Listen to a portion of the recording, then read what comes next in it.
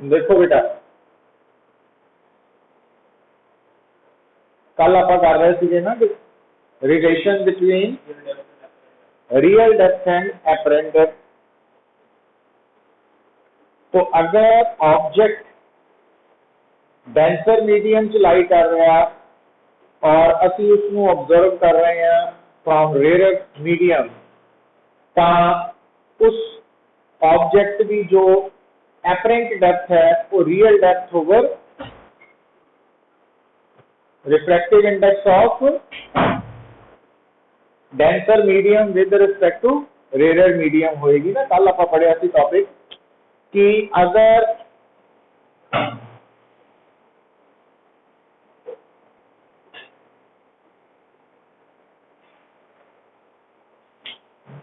आ formula थोड़े काम कदों आएगा जो ऑब्जेक्ट डेंसर मीडियम च ते उसनू ऑब्जर्व किया जा रहा फ्रॉम रेयर मीडियम, तो उस केस च एपरेंट डेप्थ ते रियल डेप्थ का रिलेशन आएगा, है ना। फिर नॉर्मल शिफ्ट भी आप डिस्कस की थी। हाँ फिर आ ऊपर आया ना। तो अगर हम देखो इस पॉइंट को नोट करना उनसे कि जो आप एक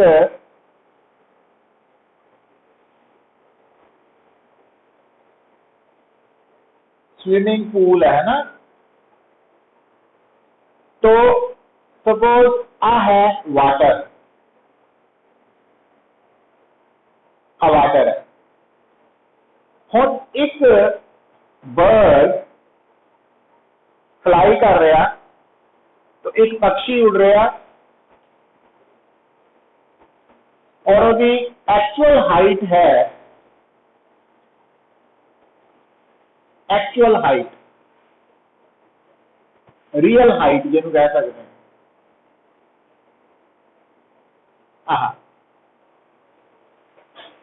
तो इस बर्ड नो या ऑब्जेक्ट नो एक पर्सन इथों देख रहा बेटा, इस पॉइंट को, है ना, इथों देख रहा। आगे बेटा हूँ जिहड़ा पर्सन मतलब ऑब्जर्वर है वो देख रहा, तो हुण इस केस ऑब्जर्वर जिहड़ा वा वो पानी च है, मतलब डेंसर च है, ऑब्जेक्ट रियल च है। तो हुण नहीं इस केस दे विच आ जिहड़ी बर्ड तो आ रही रे है, ये इंसीडेंट हुई, आप शो करता, है ना। हुण ये रे इदा बैंड हो गई क्योंकि रे आ रही है रेयर टू डेंसर, तो टुवर्ड्स द नॉर्मल बेंड हो गई। हुण अगर आप इनू थोड़ा जिहा पिछे नू एक्सटेंड कर दईए तो आ जाएगी एक्चुअली बर्ड की हाइट आया, पर इस ऑब्जर्वर नू आ हाइट नजर आएगी, तो ये हो गई उसकी एपरेंट हाइट, आ है रियल हाइट। तो हुण एपरेंट हाइट के बराबर होएगी, डेप्थ की जगह हाइट वर्ड आ गया ना, पर हुण उल्ट होने करके हुण इत्थे आ जाएगा refractive index of denser with respect to into real height. समझ आई है गल। तो जो बेटा पॉइंट है कि अगर असी किसी भी ऑब्जेक्ट नू ऑब्जर्व कर रहे हैं किथों, फ्रॉम ऑब्जेक्ट डेंसर च देख रहे हैं रियल तो है, रेयर तो है, तो उस केस के विच की होएगा कि ओदी एपरेंट डेप्थ रियल डेप्थ तो घट होएगी। तो जे ऑब्जेक्ट नू मान लो असी ऑब्जेक्ट रेयर च देख रहे हैं उन्होंने असी डेंसर तो है, तो फिर ओदी जिहड़ी एक्चुअल हाइट है ਉਹਦੇ ਨਾਲੋਂ एपरेंट हाइट ज़्यादा होएगी, है ना। तो वो पॉइंट्स जिहड़े है वो रिलेशन तुसी याद रखना वा ना, इंपॉर्टेंट हाँ है। हाँ आर बाय नहीं वो थले आएगा ना इतने ये नीचे लिखांगे कि आर से डी आ जाएगा तो जो ऊपर लिखांगे तो उल्टा करके लिखांगे वही सेम फार्मूला है ना मतलब इन ऐसा भी लिख सकते हैं रियल हाइट ऐसा भी लिख सकते हैं दोनों ऑप्शन ठीक है सो एक गल समझ आई है पुत्र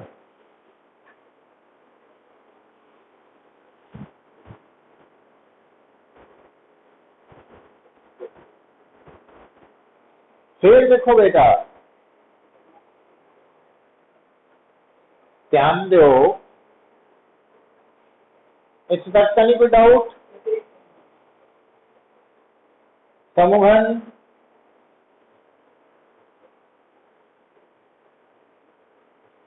लक्ष्य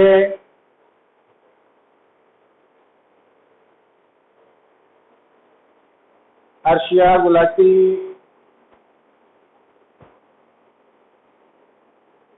अर्शिया गर्ग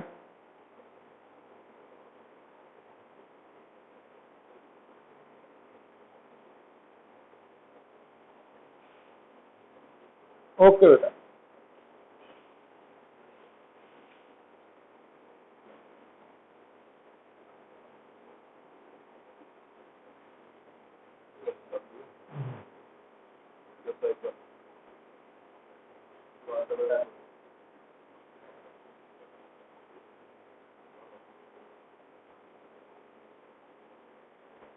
हूँ बेटा एक ना होर पॉइंट नोट करो तुसी देखो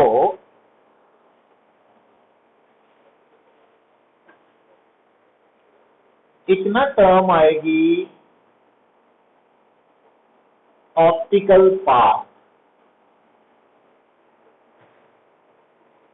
हुण ऑप्टिकल पाथ का मतलब की है आ देखो बेटा ते आ तुहाडे सामने एक ट्रांसपेरेंट स्लैब है और इस स्लैब की से थिकनेस है एक्स इस स्लैब के रिफ्रैक्टिव इंडेक्स है म्यू जदों मैं कहना कि इस स्लैब का रिफ्रैक्टिव इंडेक्स म्यू है इसका मतलब है कि इस स्लैब के अंदर जो स्पीड ऑफ लाइट है वो c बाय म्यू है ना मतलब v जी है ना वो इसके अंदर स्पीड ऑफ लाइट है ते म्यू इसका रिफ्रैक्टिव इंडेक्स है हुण अगर बेटा जी लाइट है वो ए टू बी ट्रांसफर हो रही है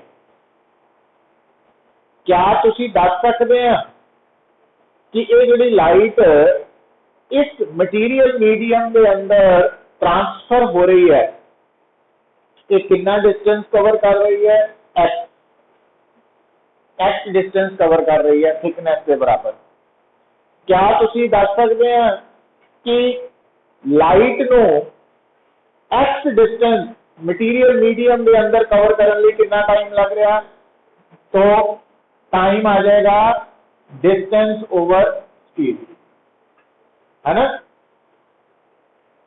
हुण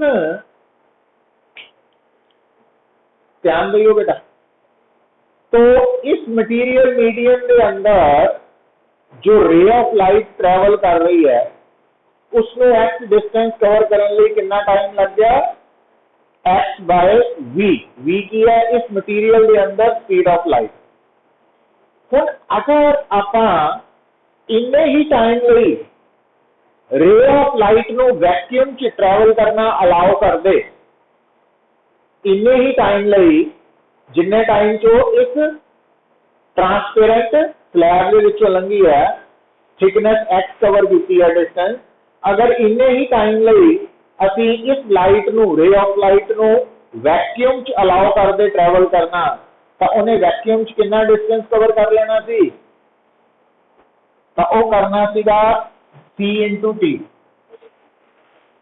क्योंकि वैक्यूम च इस लाइट की स्पीड कितनी होनी सी c, और सेम टाइम के विच उन्हें डिस्टेंस कितना कवर करना सी c इंटू टी, क्योंकि लाइट जी है कॉन्स्टेंट वेलोसिटी में ट्रैवल करेगी। हम बेटा अगर आप इस t नू सबस्टिट्यूट कर दईए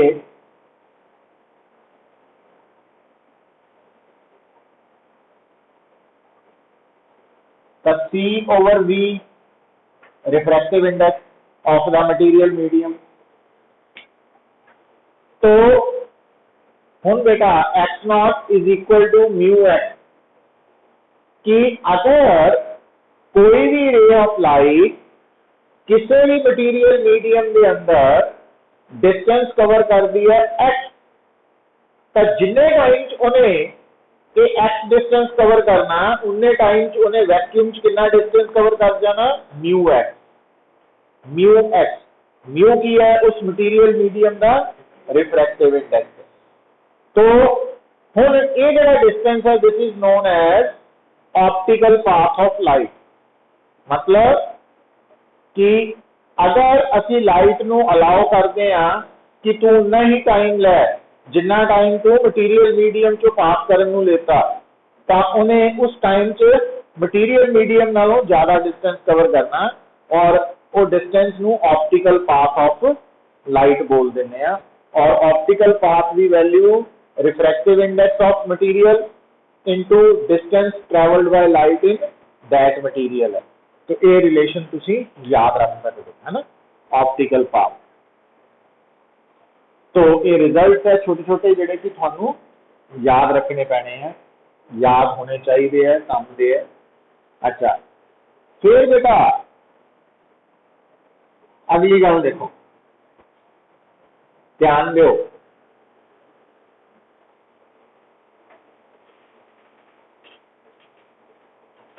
लिसन बेटा। हुण एक रिजल्ट भी आएगा जो थानू याद रखना पड़ेगा।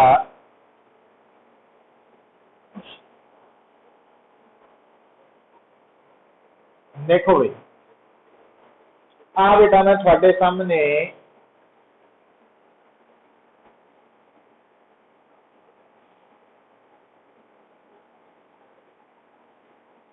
आ वैक्यूम है, आ मीडियम है, वैक्यूम के अंदर स्पीड ऑफ लाइट c है, ते इसे लाइट की मीडियम के अंदर स्पीड v है, वैक्यूम के अंदर रे ऑफ लाइट की फ्रीक्वेंसी न्यू है, ते जब उस रे ऑफ लाइट ने मीडियम च एंटर करना तां भी फ्रीक्वेंसी न्यू ही रहनी है, क्योंकि फ्रीक्वेंसी किसी भी वेव की बदलती नहीं है। पर लैम्डा रे ऑफ लाइट की वेवलेंथ है इन वैक्यूम, पर जदों वो रे ऑफ लाइट मीडियम च एंटर करेगी वो वेवलेंथ लैम्डा एम हो गई। एम मीन्स मीडियम, कला लैम्डा मतलब वैक्यूम, आप याद रख सकते हैं। हुण फ्रीक्वेंसी तो वेवलेंथ वेव वेलोसिटी हुंदी है, तो फ्रीक्वेंसी ते वेवलेंथ का प्रोडक्ट वेव वेलोसिटी है, क्योंकि आ वाली वेवलेंथ मीडियम च है तो ये वेव वेलोसिटी इन मीडियम है, आप वेवलेंथ इन वैक्यूम है तो ये वेव वेलोसिटी इन वैक्यूम है। हुण थोड़ा जिहा ध्यान दो कित्थे मैं ले रहा गल पुत, रिफ्रैक्टिव इंडेक्स का फार्मूला एक तो आप सी ओवर वी कहने हैं ना, दूजा जे आप refractive index lambda by lambda m तो भी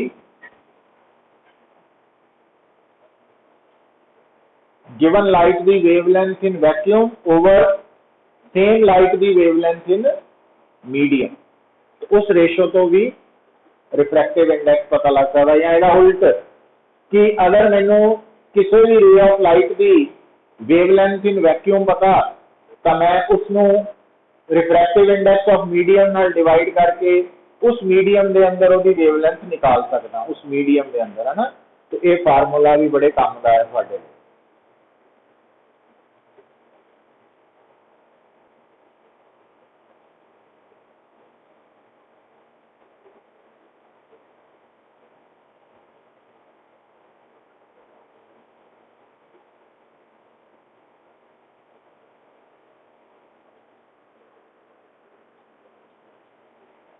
ठीक है, फिर देखो बेटा, हुण नेक्स्ट जो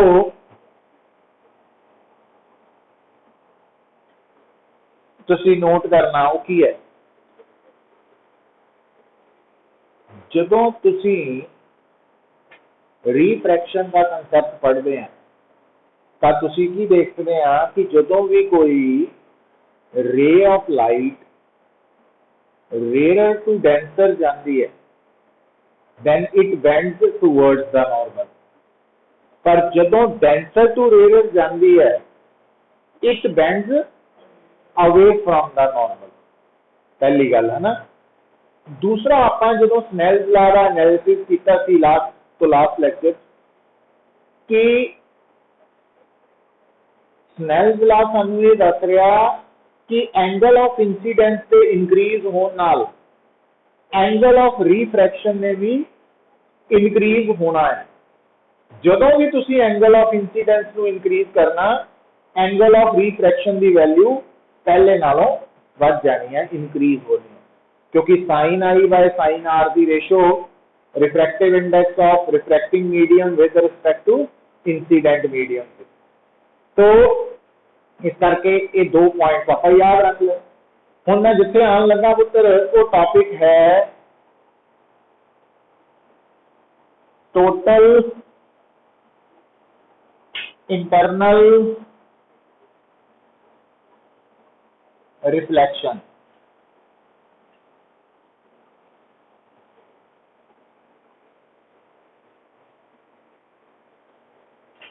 टोटल इंटरनल रिफ्लेक्शन का जो कंसेप्ट है,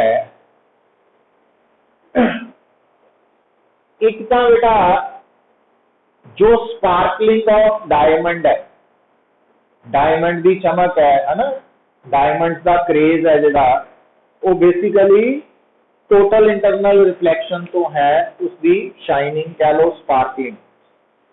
दूसरा जो तुसी आजकल जो इंटरनेट यूज करते हैं ब्रॉडबैंड का कंसैप्ट है, जिहदे विच जिहड़ा सिग्नल है थ्रू ऑप्टिकल फाइबर है ना साडे तक पहुंचता वा, पता कि नहीं सुनिया ना फाइबर ऑप्टिक।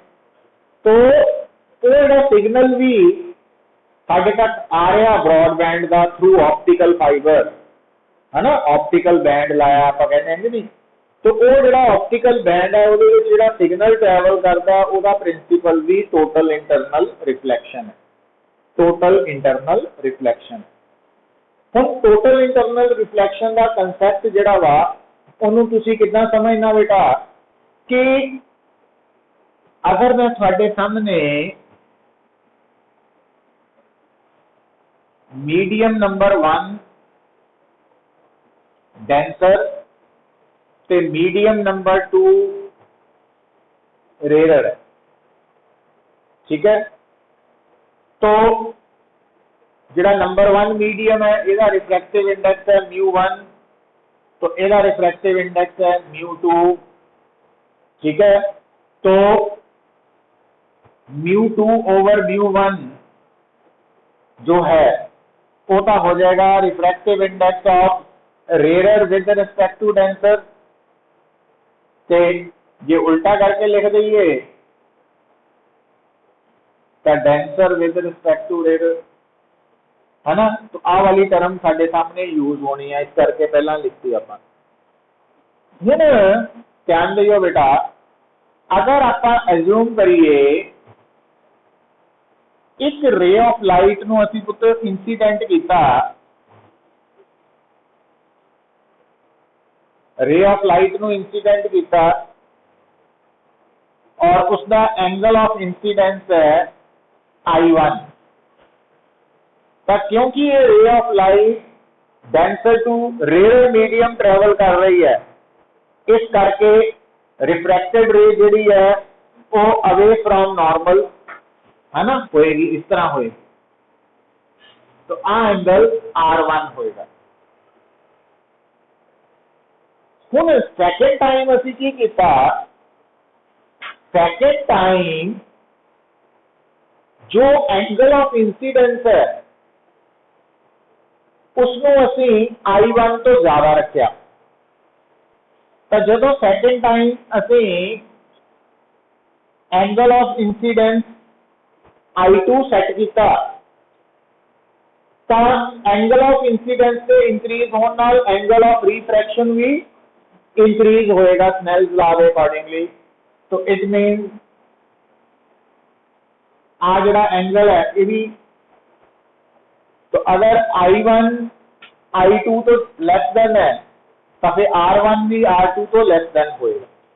मतलब तुसी की देख रहे हैं कि असी एक रे ऑफ लाइट नू सेंड कर रहे हैं फ्रॉम डेंसर टू रेयर और एंगल ऑफ इंसीडेंस नू इंक्रीज कर रहे हैं। हुण बेटा अगर थर्ड टाइम आप एंगल ऑफ इंसीडेंस नू थोड़ा जिहा होर इंक्रीज कर दईए तो एंगल ऑफ रिफ्रैक्शन भी होर इंक्रीज हो जाएगा। तो असी की देखते हैं कि जदों असी third time angle of incidence नू थोड़ा जिहा होर इंक्रीज किया तो एंगल ऑफ रिफ्रैक्शन भी इंक्रीज हो गया, और इतना इंक्रीज होया कि जी रिफ्रैक्टेड रे है ना वो अलोंग द बाउंड्री ट्रैवल कर रही है। मतलब जेड़ा एंगल ऑफ रिफ्रैक्शन है वो 90 डिग्री हो गया वा, 90 डिग्री। जदों तुसी बेटा रे ऑफ लाइट नू इंसीडेंट करते हैं from denser to rare medium, तो एंगल ऑफ इंसीडेंस नू इदा सिलेक्ट करते हैं कि एंगल ऑफ रिफ्रैक्शन 90 डिग्री हो जाए, तो उस वक्त जेड़ा थोड़ा एंगल ऑफ इंसीडेंस है उन्होंने बेटा असी बुलाने critical angle, that is known as critical angle. तो क्रिटिकल एंगल का कंसैप्ट की है उसके बारे में दोबारा फिर दस रहा बेटा।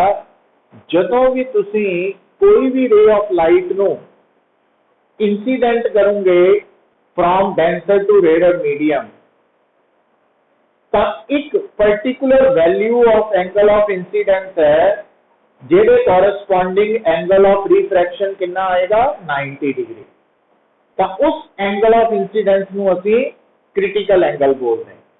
पर एक गल क्लीयर है, जेड़ा क्रिटिकल एंगल का कंसैप्ट है ये उदों जो है कम इनटू एग्जिस्टेंस होएगा जदों रे ऑफ लाइट इंसीडेंट हो रही है डेंसर टू रेयर। अगर ray of light rare to denser incident हो रही है फिर कभी भी क्रिटिकल एंगल का कंसैप्ट जेड़ा वा वो एग्जिस्ट नहीं करेगा। मतलब जदों भी ray of light rare to denser की तरफ जाएगी तो किसी भी हालत जो एंगल ऑफ रिफ्रैक्शन है 90 डिग्री नहीं होएगा, कभी भी नहीं हो सकता। पर डेंसर टू रेयर के case for one particular value of angle of incidence जो एंगल ऑफ रिफ्रैक्शन है दैट बिकम्स 90 डिग्री। तो उस एंगल ऑफ इंसीडेंस नू असी क्रिटिकल एंगल बोलते हैं। हुण अगर तुसी क्रिटिकल एंगल दी वैल्यू फाइंड आउट करनी है तो उहदे लई बेटा तुसी स्नेल्स लॉ अप्लाई कर सकते हैं। स्नेल्स लॉ का फार्मूला आप की लिखते हैं sine i by sine r is equal to mu 2 1, क्योंकि आप की लिखते हैं आ इंसीडेंट मीडियम है आ रिफ्रैक्टेड मीडियम है ना। हुण तुसी देख रहे हैं कि जदों बेटा आई की वैल्यू सी है तो आर ने 90 डिग्री होना ही होना। है ना।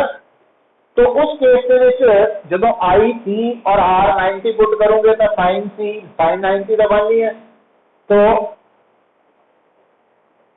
साइन सी ओवर साइन 90 म्यू टू 1 हो गया। ठीक, हुण जिहड़ा म्यू टू 1 है, इधर देखो आ जिहड़ी टर्म है म्यू टू 1 का मतलब की होना, इस डायग्राम दे विच mu two 1 mu two over mu 1 पर म्यू टू रेयर है ते म्यू 1 डेंसर है, तो इनू आप उल्टा इतना लिख सकते हैं, है ना, इधर लिख सकते हैं। तो इट मीन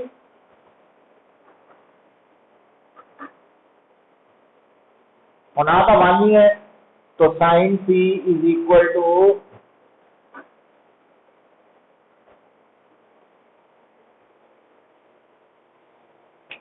तो जदों भी तुसी क्रिटिकल एंगल की find out value find out करनी है तो केड़ा फार्मूला यूज करना, sine c is equal to 1 by refractive index of denser medium with respect to rare medium, आ यूज करना तुसी। और ये फार्मूला आया कितों है, नेल्स लॉ ने यूज किया ना, तो क्योंकि सब्जेक्टिव टाइप से डेरिवेशन भी आ सकती है, नोट कर लेनी। अच्छा हुण दोबारा देखो बेटा, जदों तुहाडे कोल दो गिवन मीडिया है, तो गिवन मीडिया का मतलब refractive index of denser with respect to rare की वैल्यू फिक्स है, तो इट मीन्स क्रिटिकल एंगल भी फिक्स्ड हो जाएगा, है ना। तो तुसी की देख रहे हैं, जब तक एंगल ऑफ इंसीडेंस की वैल्यू क्रिटिकल एंगल तो लेस देन है, सी तो छोटी है, तो रे ऑफ लाइट डेंसर तो रेयर मीडियम एंटर करेगी, पर जदों एंगल ऑफ इंसीडेंस की वैल्यू क्रिटिकल एंगल के बराबर है, तो रिफ्रैक्टेड रे कितना मूव करेगी अलोंग द बाउंड्री या कॉमन इंटरफेस, या एंगल ऑफ रिफ्रैक्शन 90 होएगा। तो जे बेटा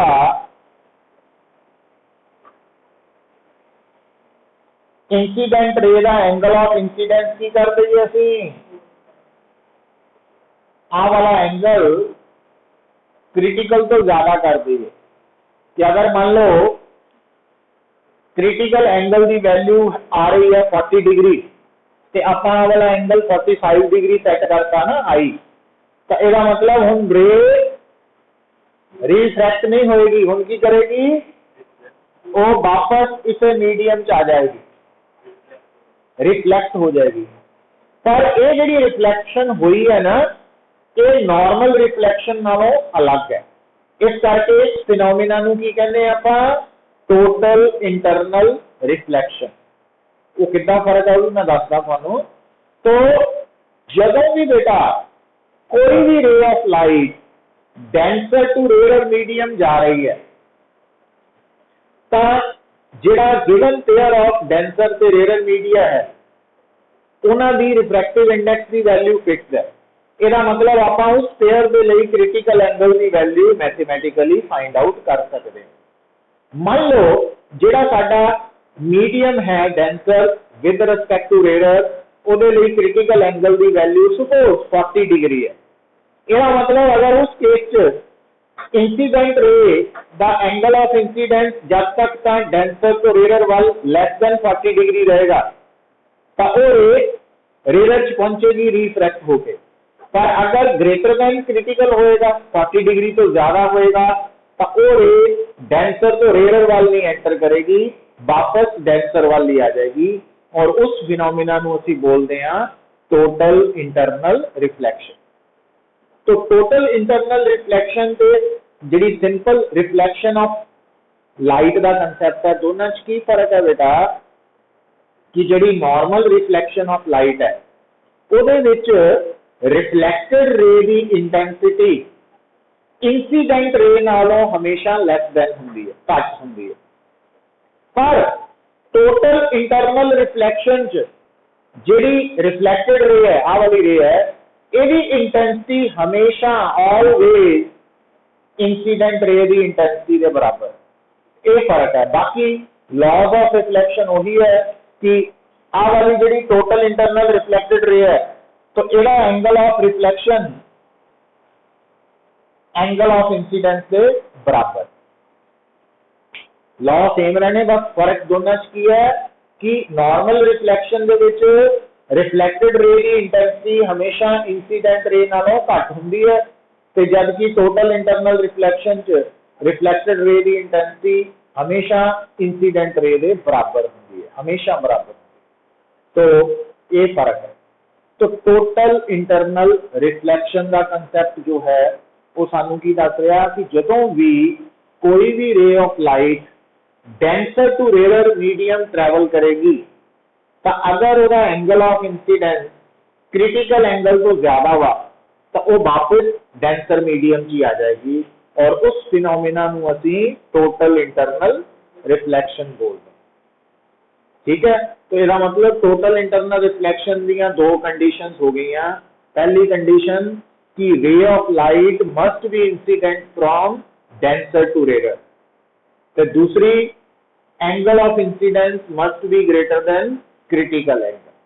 तो जो ये दो कंडीशन फुलफिल होंगियां, only then total internal reflection होगी।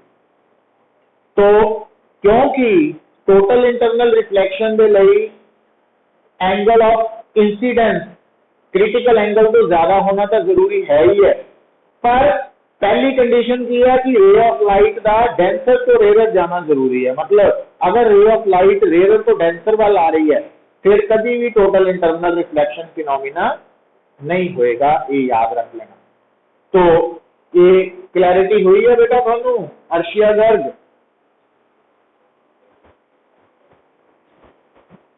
अर्शिया गुलाटी, लक्ष्य,